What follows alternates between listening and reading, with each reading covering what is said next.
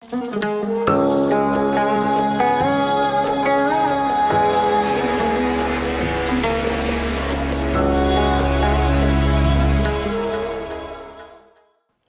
בוחצירה, נולדתי בעיר פס ב-30 ל-12.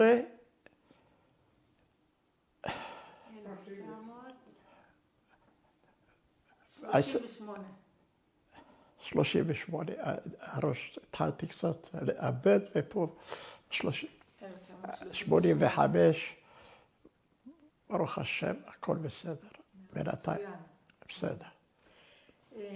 תוכל לספר לנו קצת על המשפחה שלך? כן, משפחה שלי, מהמקור, האבא של הסבא שלי בא מתפילאלת. הוא היה שכן של בבא סאלח, ואז החליט לעבור לעיר גדולה, לעיר פס. אתה אומר היה שכן של בבא סאלח, והשם שלך בוחצירה, זה קשור לאבו חצירה? זה אבו חצירה, ויש לי את הספר, תראה הכל בספר. אוקיי. בסדר? הוא עבר לפס, הביא איתו פרות וסוסים, היה לו קנה הרבה רכוש. באמת לא היה חסר להם כלום, מצבם מצוין. זה אבא של הסבא, יצחק, אבל הסבא שלי קראו לו שלום אבו חצירה. היה לו בית של 3 קומות, משהו גדול, שם נולדתי. אני זוכר מצוין, והספקתי ללכת. ומה הוא עשה כסבא שלך? הסבא שלי לא עבד בכלל, הוא היה מקבל רק שכירויות. אני זוכר, הייתי קטן, היה נותן לי פתקים, הוא אומר לי, לך לזה, תקבל מזה, תקבל מזה, מזה הוא היה חי. אבא שלי ודודים שלי כולם היו צלמים בעיר פס, הם מוכרים, רוב התמונות שאת רואה היום בפס, כתוב על זה אבו חצירה. הם היו כמה אחים. והיה הולך הרבה לבית המלוכה. אני זוכר, הייתי ילד קטן, היה לוקח אותי לפס, ואני לא אשכח שהיה לוקח אותי לפעמים לעיר פס, ומביא אותי לדירות, ואומר לי, אתה יודע שאתה נמצא פה בבית של יהודי. אלה היו הכהנים, סקלי, קראו להם כהנים, אלה היו יהודים שהתאסלמו בזמנו, שהכריחו אותם להתאסלם. ופעם אני לא אשכח שפעם הייתי ממש קטן, היה אחד, בדק שאף אחד לא הלך, הוציא תפילים, מראה לאבא שלי. אבל לא הנה, אלה דברים שאני לא אשכח אף פעם. היו בפז יהודים שהכריחו אותם להתאסלם. אז אני מדבר איתך, הרבה זמן. גם בפז הייתה תקופה כמו פצריטל, ז'רבן. היה פוגרום, נפטרו בזמנו, אני רק קראתי את זה בספרים. אני זוכר, והצבא הצרפתי נכנס למלח של היהודים ושמר על כל היהודים. אני לא אשכח את זה. ואני לא אשכח תמיד שהיו תמיד בסנגל, המלח של פס היה לו כניסה ויציאה. בכניסה עמדו 2 שומרים והיציאה 2 שומרים. הייתה תקופה, בחגים למשל, אף ערבי לא יכל להיכנס למלח של היהודים, כדי לא להפריע. גרתם במלח? גרנו במלח, באזור מצוין, כי גם במלח היו אזורים. יותר עניים, יותר בינוניים. האמת, אני זוכר, המצב שלנו היה טוב מאוד. המלח זה דבר גדול?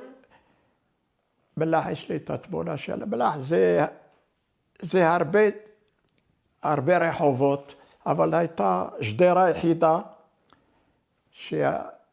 עם כניסה כזאת, עם שער גדול, ומעל הכניסה הזאת, אני זוכר, זה היה הבית דין הרבני של פס. הייתי רואה אנשים שבאו להתגרש, או להירשם לחתונה, אלה אני לא אשכח, אלה דברים שהכרתי כשהייתי ילד. כן, בתי כנסת? כן, בתי כנסת, יש לי פה תמונות של בתי כנסת, קראו לזה, עכשיו דרך אגב, הם חידשו את הבית כנסת, קוראים לה בית כנסת אלפסיין. כי בעיר פז היה מה שנקרא הוותיקים, שבאו מספרד, והחדשים. האלפסיין זה היה הוותיקים ביותר, ואני זוכר בתור ילד הייתי הולך לבית, מביא את סבא שלי, מנחה ערבית עד שהיה גומר והייתי מחזיר אותו לבית. אלה דברים שאני זוכר כמו אתמול. כן. אז איך זה באמת לגדול במלח של פז? כן. איך נראים החיים של ילד יהודי כזה? יפה, יפה. ההורים שלי היה להם שתי חנויות בפז, אחד בעיר החדשה של הצרפתים, ואחד בוכסיסט. בוכסיסט זה איפה שהיו כל הסוחרים היהודים שמכרו זהב. היו בעיקר רק יהודים שהתעסקו בזהב שם. זהו.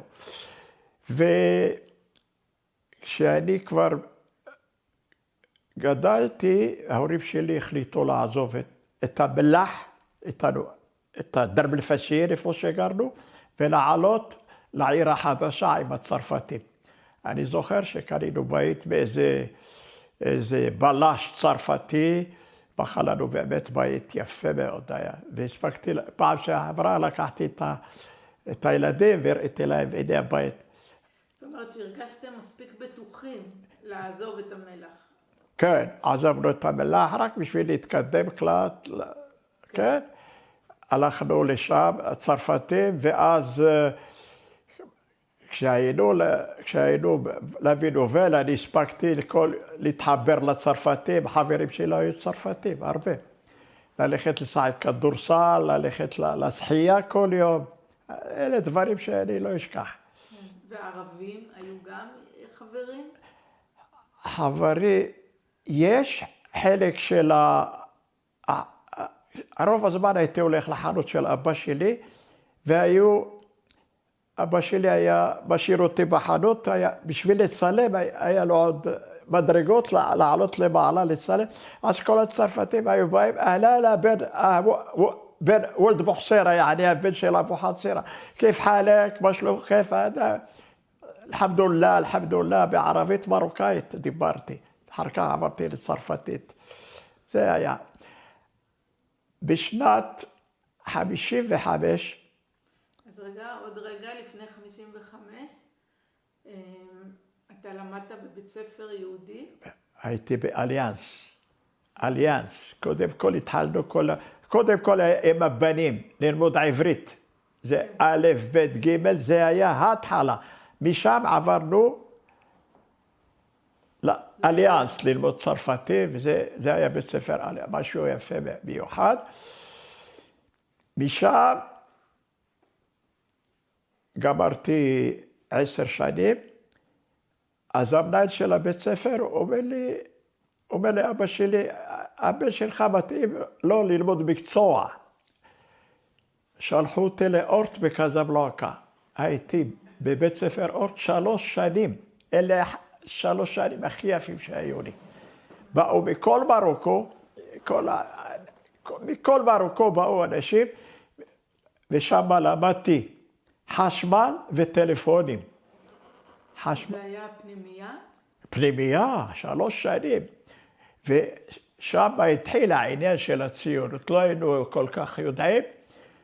היינו יוצאים להפסקה, אתם הולכים לקבל הרצאה, מי היה אלה השליחים שהיו באים ממרוקו.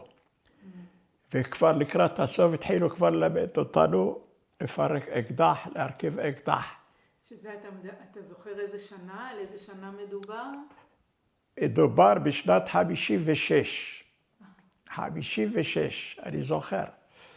כי כשלמדתי, שלחו אותי, כשגמרתי קיבלתי את התעודה של 3 שנים, חזרתי להורים, הלכתי לדואר של פז, אני לבד. הייתה מזכירה יהודיה, נכנסתי אליה, אמרה לי, איפה למדת? ראיתי לה את התעודה, אתה רוצה לעבוד טכנאי בדואר? אמרתי לה, כן. בצרפתית. הכניסה אותי לשף אחראי על כל הדואר שהיה, צרפתי. אומר לי, אנחנו שולחים אותך לעבור בחינה ברבת. נתן לי כרטיס רכבת, הלוך וחזור, נתן לי גם כסף בשביל לאכול. הלכנו לבחינה כמה יהודים, היינו 3-4, אני זוכר. איך שנכנסנו, ישבנו, ערבים, זה 40-50 בכיתה, חילקו לנו, אתה צריך על כל שאלה לשים איקס. אחרי 3 דקות באנו, החזרנו את זה לאחרי. מה זה? גמרנו.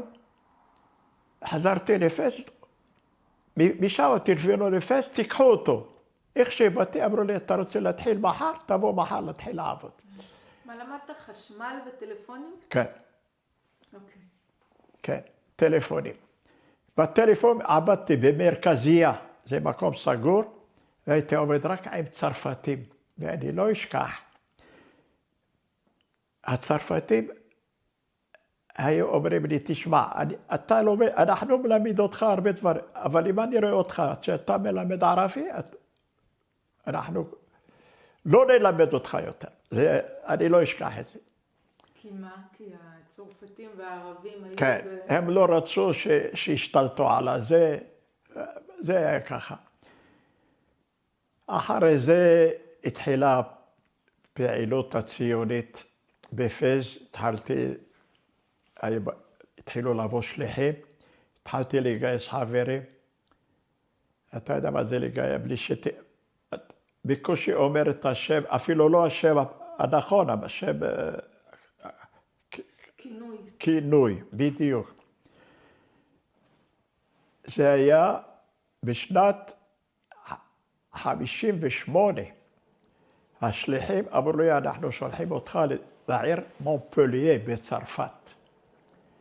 לא הייתי לבד, באו בכל מרוקו, היו הרבה שליחים, שם לימדו קורס 3 חודשים. חזרתי לפס, כי אני כבר מכיר את כל העניין.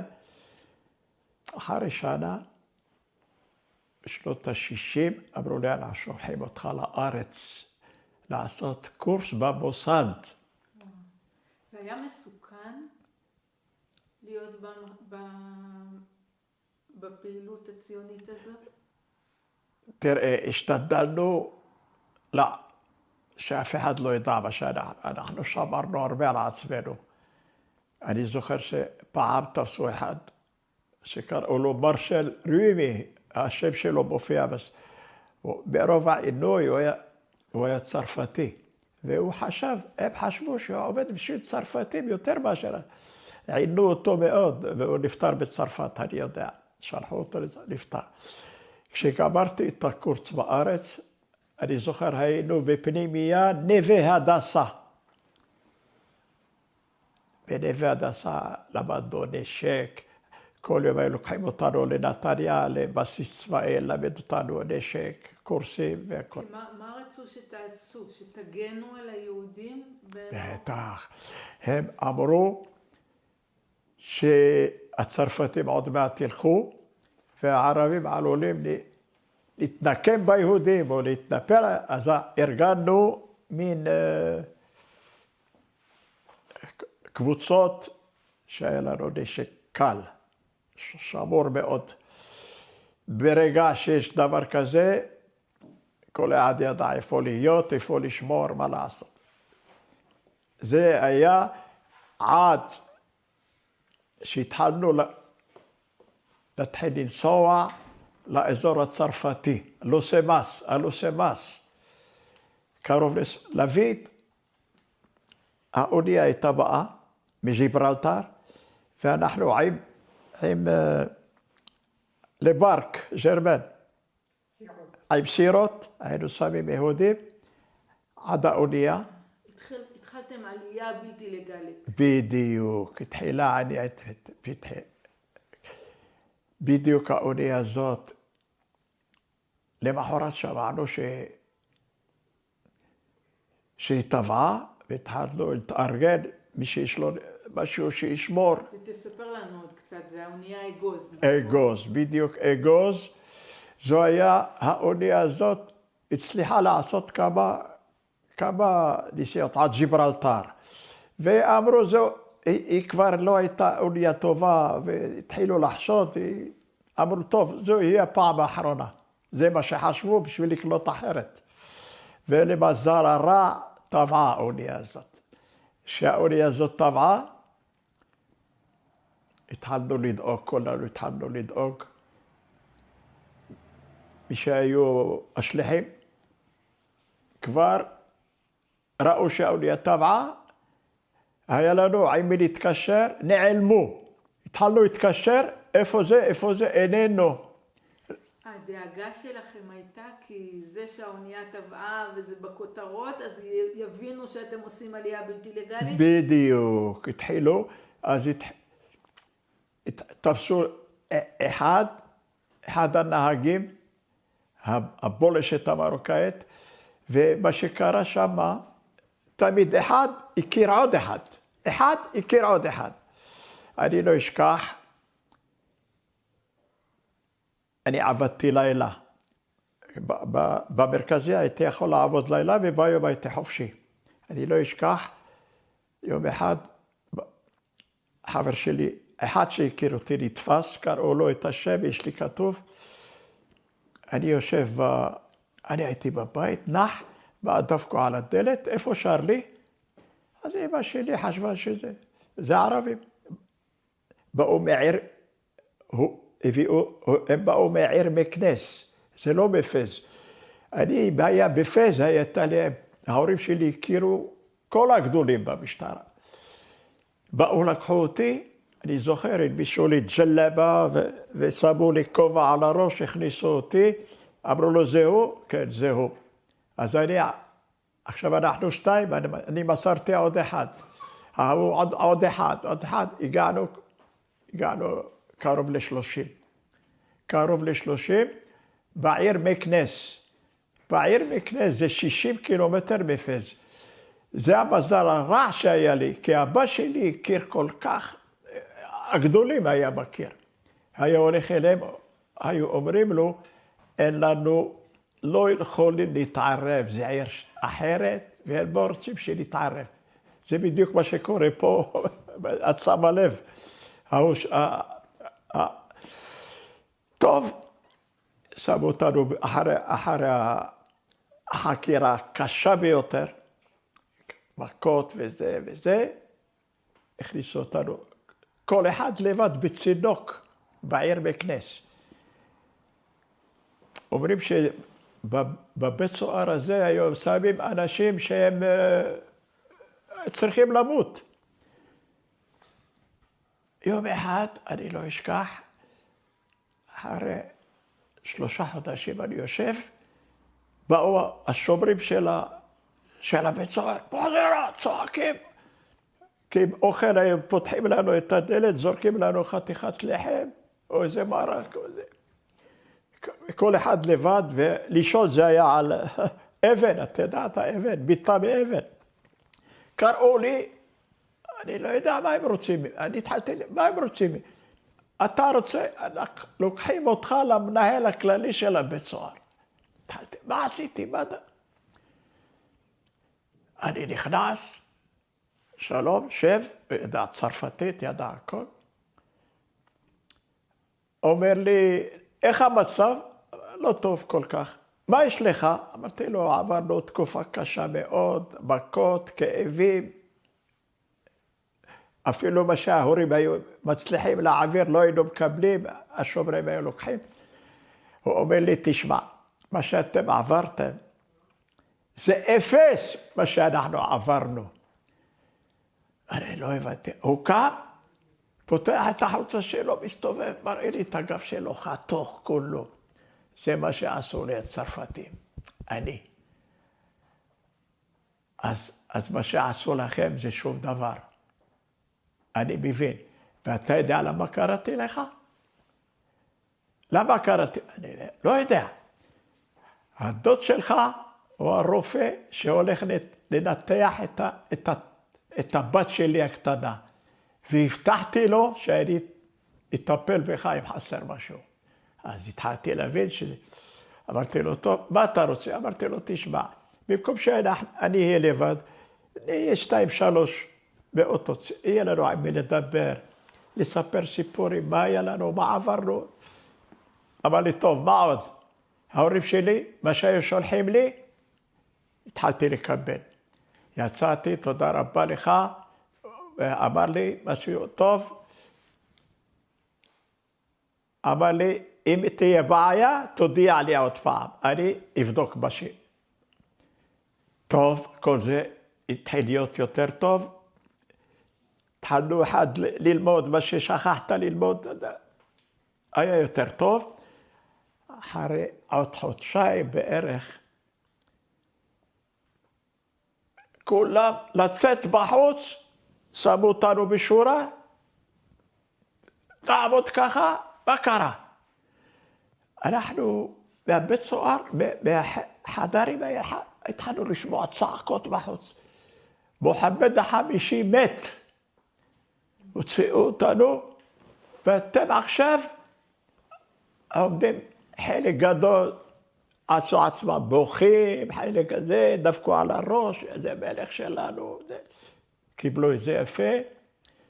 טוב, אנחנו מוציאים אתכם, שתוכלו לעשות כבוד לזה של המלך. באותה הזדמנות לקחו אותנו לבית משפט, להחתים אותנו על כמה שעות חופש. הצלחנו מיד ארגנו לנו מי שהלך עם דרכונים מזויפים, מי שהלך דרך הגבולות, נסענו לצרפת. בצרפת... מי ארגן לכם המוסד? תראה, זה לא היה מוסד, אבל קהילה שלנו הצליחה לעזור לנו. אחר כך באו שליחים חדשים, כי אחר כך המשיכו אחרי ש... כי אנחנו היה אסור לנו שם, עלולים לקלקל להם את העבודה. הלכנו לצרפת, בצרפת שלחו אותנו, אני לא אשכח, שגרירות רחוב פורטוני 17, זה אני לא אשכח.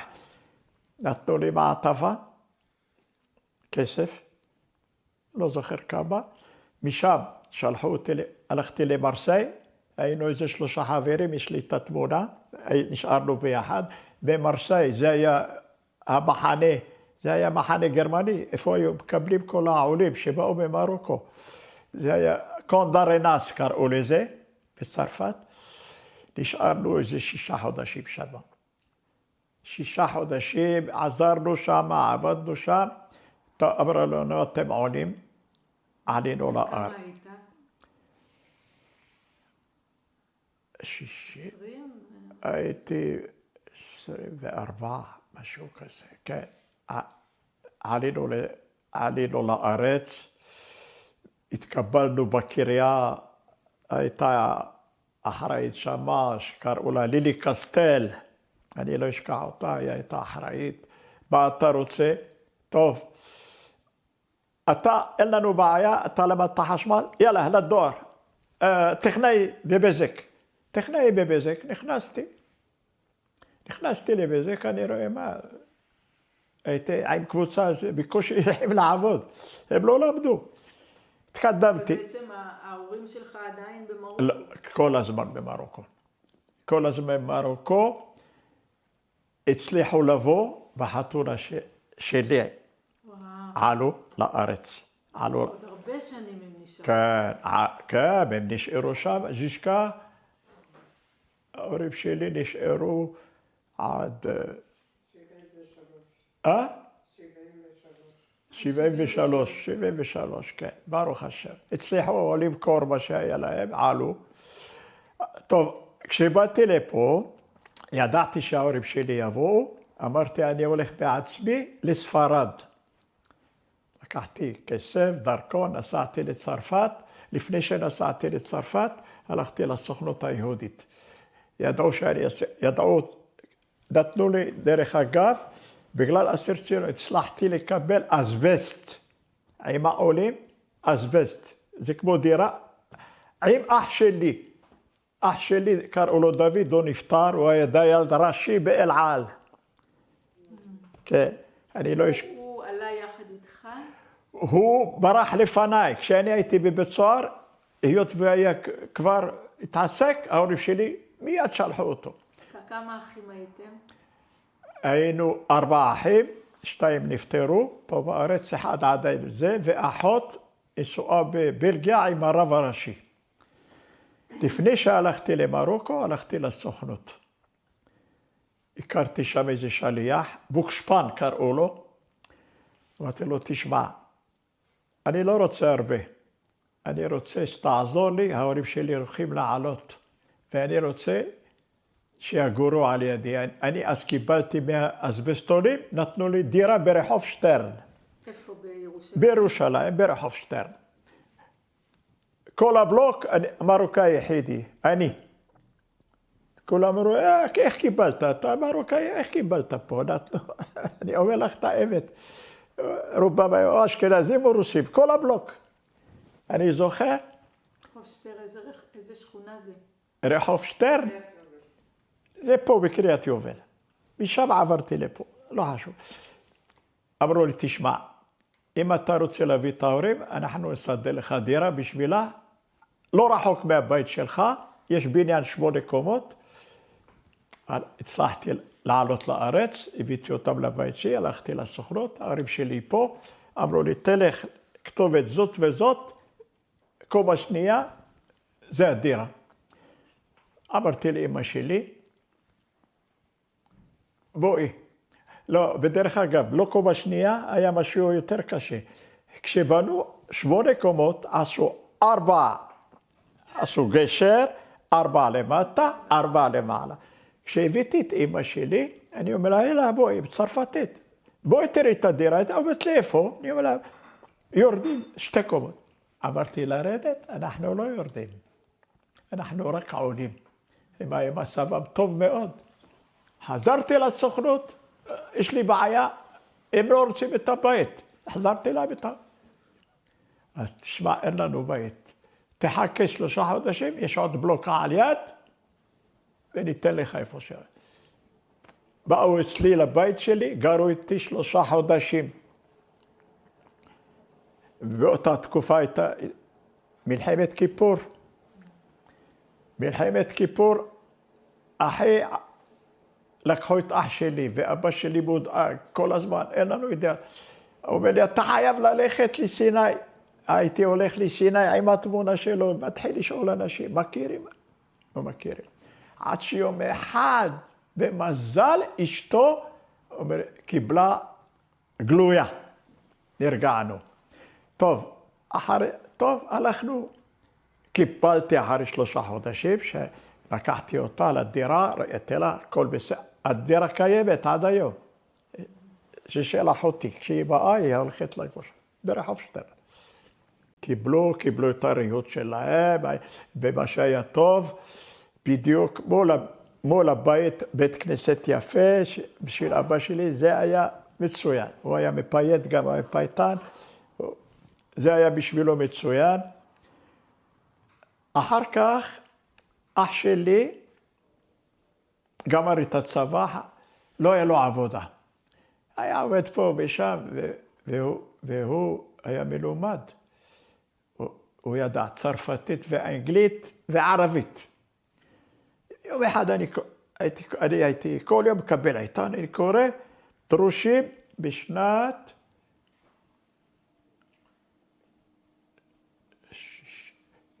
66, דורשים דיילים באל על. הלך, נכנס לוועדה, איך קוראים לך? בוחצירה דוד. בוחצירה? איפה למדת אנגלית? יודע אנגלית יותר טוב. צרפתית. טוב, אתה תיכנס לאל על. תנאי ראשון, אתה מחליף את השם שלך. לא בוחצירה, בראל, דוד בראל. ונסעתי איתו לא פעם, ואשתי לא פעם ולא פעמיים. הוא היה כבר אחריי על יש לי את התמונה שלו עם שמעון פרץ. כששמעון פרץ הלך למרוקו, בשביל לפגוש את חסן השני, הוא ורבין, לקחו את אח שלי.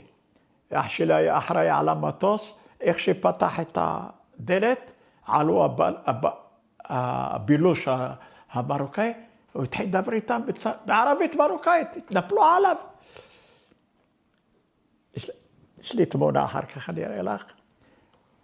אחר כך הוא נהיה באמת, נסענו איתו, כל מי שנסע איתו, היה באומרת, שמע, אחיך, וזה.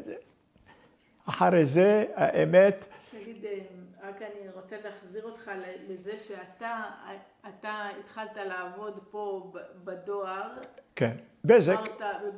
אז זה לא היה בזק, היה דואר. זה היה אחר כך נהיה בזק. כן, והקליטה שלך הייתה נעימה, הייתה פשוטה או קשה? היה לי,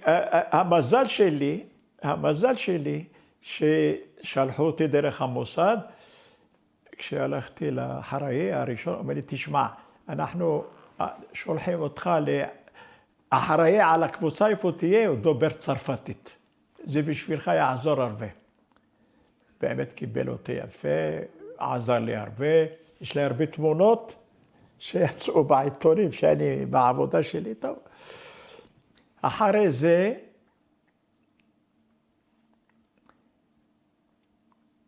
טוב, אחרי זה האמת, הכירו בנו כאסירי ציון. התחלנו לקבל, הנכות שהייתה לי, זה לא היה משרד הביטחון, זה היה ביטוח לאומי. ביטוח לאומי, היינו כל חודש משלמים לי סכום מסוים. זה היה בסדר, עם העבודה שעבדתי. אז אמרתי לאשתי, יש לי כבר שתי תינוקות, אנחנו נעזוב את שטרן.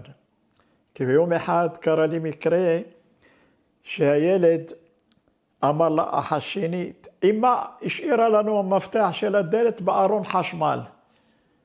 ואני במקרה אמרתי, אני אעלה דברים שקניתי לבית, אני עולה, אני רואה, הפכו לי את כל הבית. כסף, וויסקי, סיגריות, מה שאחי היה מביא לי. אמרתי לאשתי, תשמעי טוב, לגור פה לא נגור, כי אני פחות או יותר ידעתי מי עשה לי את הפשיטה. ראיתי איזה סיגריות מעשן, לא היה הרבה שמעשני. אמרתי לה, תעזבי, אני אלך להסתובב. התחלתי להסתובב, באתי לפה, זה היה צריף קטן, עם שטח, חצי דונם, צריף. היה איזה מישהו, אמרתי לו, תשמע, אתה רוצה למכור? אולי תבוא לראות את הבית שלי, בא ראה את הבית שלי, איפה שהיה. הוא אומר, טוב, תשמע, אני מוכן להחליף איתך, תחליף לי סכום. הסכמתי. ועוד תנאי, וילונות בצרפת, אתה לא מוריד. תנור של החימום, זה אתה משאיר. מה היה עוד דברים? אמרתי לו, הכל. קח הכל, אני רוצה לגור פה. ואז עברתם. אשתי הייתה בהיריון, עוד כשבאנו לפה. עכשיו, איך נעשה? בית קטן, אמרתי לה, תשמע, נשאיר את כל בוא נבנה מטבח קטן, נגור בשתי חדרים שהיו, זה צריף קטן עם אסבסט. התחילו לעבוד פה, אנחנו היינו בסוף, היינו זוכר איזה מדרגות בעץ בשביל לצאת. סבלנו את בוא נגיד שנתיים, גמרו, זה מה שקיבלנו, ובניתי גם דירה למטה, שהילדים שלי שהתחתנו עברו שם כולם. ברוך השם, המצב היום מצוין, פחות או יותר. אשתי עבדה מזכירה אז בבצלאל. טוב. תגיד, אם אני יכולה להחזיר אותך עוד קצת למרוקו, כן. אתה יכול לספר על חיי הקהילה שם? יש שם בספר, חיי הקהילה זה משהו מיוחד. זה היה, מי שחולה, דאגו לו. כל יום שישי עברו מבית לבית. לקחו לחם, חלק אוכל, לתת לאלה שאין להם. זה אני לא אשכח, כל יום שישי. לפני שיעברו עם השופר להודיע כניסת שבת, בכל השכונות. משם כולם לבית כנסת, אני לא אשכח. היו מספר בתי כנסת, בתי כנסת הרבה. כל הסוגים.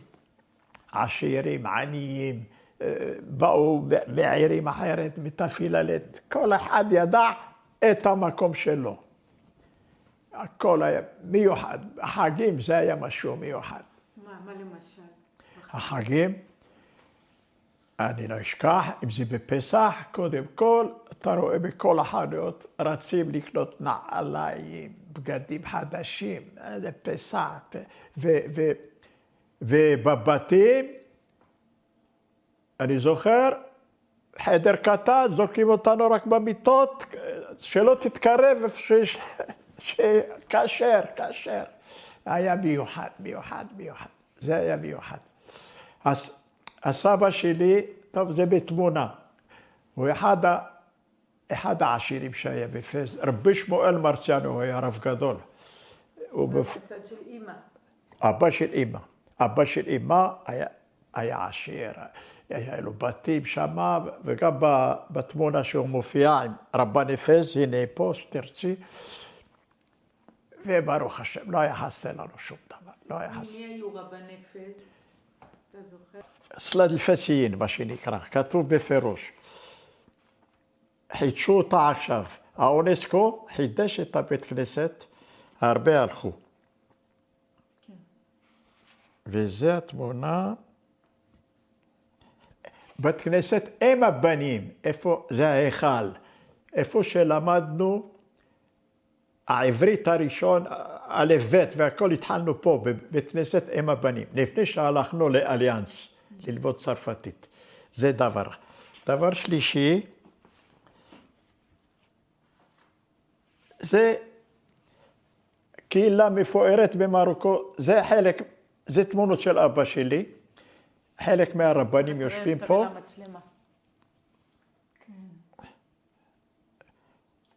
זאת הייתה קהילה דתית? כולם דתיים. והיה, אחר כך זה היה מלח של פז, זה הדירות. כן. ולסקוט, אתה יודעת, לסקוט, הצופים. היינו כולנו בצופים. ובשנה, כל שנה היינו נוסעים לאיזה מרחק וקבוצות. קולורית וקונס, מחנות בקיץ. וצופים יהודים? כולם יהודים. רציתי לשאול אותך עוד שאלה על פז. הרגשתם אנטישמיות או אנטי-ישראליות או משהו כזה מהערבים? לא כל כך. בוא נגיד, ידענו איזה ערבים קשים שהיינו רואים, היינו מתרחקים מהם, זה הכל, אבל יחסית. היינו ביחד בבתי קולנוע, לא. אני אישית לא הרגשתי. לא. והשפה שדיברתם בעיקר צרפתית? לא, ערבית מרוקאית. עם הצרפתית, צרפתית. עם הערבים, ערבית, מרוקאית. כולם למדו. זהו. אז אנחנו, מתי הרגשת כבר, אחרי שהגעת לארץ, שאתה כבר ישראלי, שאתה... לא, עדיין לא הרגשתי, עד היום. עד היום? לא.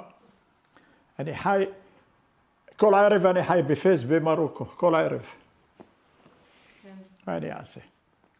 אם שואלים אותך מי אתה אומר אני מרוקאי. מי ששואל אותי בטח, מוגרבי. מרוקאי, מוגרבי. כן, מה אני אגיד, אשכנזי, מה? לא, ישראלי או מרוקאי.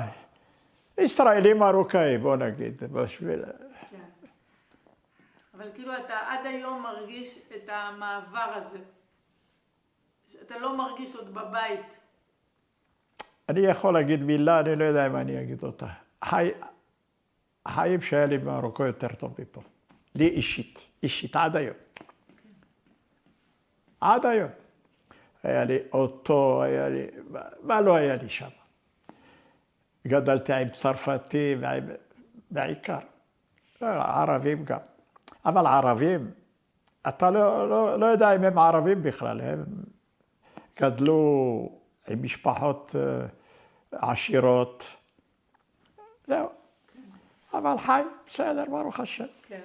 אז לסיום, יש לך איזה מסר שהיית רוצה להגיד לאנשים שיראו את הסרטון הזה?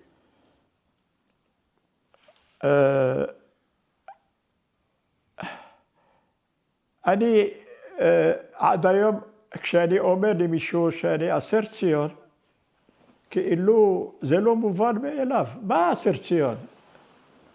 מה פתאום, מה זה אסיר ציון? כי התרגלו לשמוע אסיר ציון רק הוא מרוסיה, או זה מה ש...